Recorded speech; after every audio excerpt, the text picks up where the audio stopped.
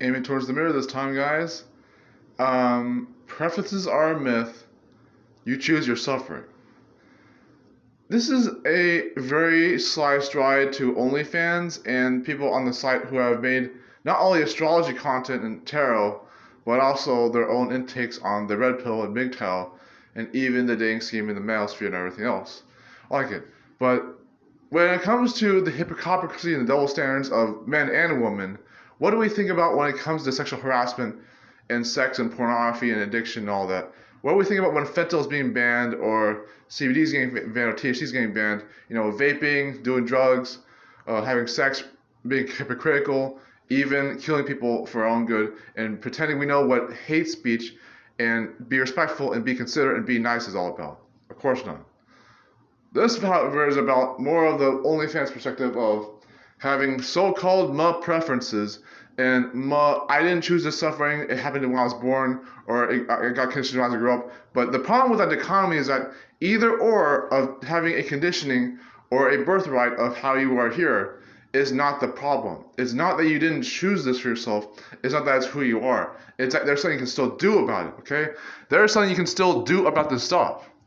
And it's not that you can't help it when there's things you can't change in the meantime. Of course, that's like that. I understand. I understand.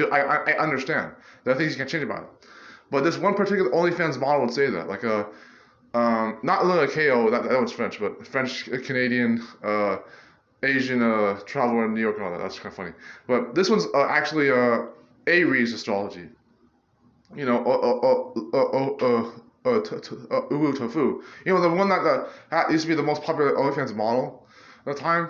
She actually would say higher or lower key on TikTok. She would say this on TikTok that preferences. Oh, I didn't choose to be like this, and this entire BS of this advice. And I'm like, and this is coming from, and she gives good dating advice, but her input on how she got that far is complete asinity. And I'm here to tell you, I'm not here to slam women for having sex promiscuously. I'm not here to say, okay, don't be like Richard Lopp and be a jerk anyways.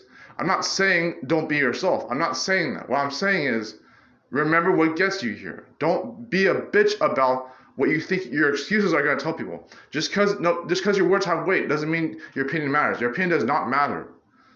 But your voice does matter. And so how you get here is important.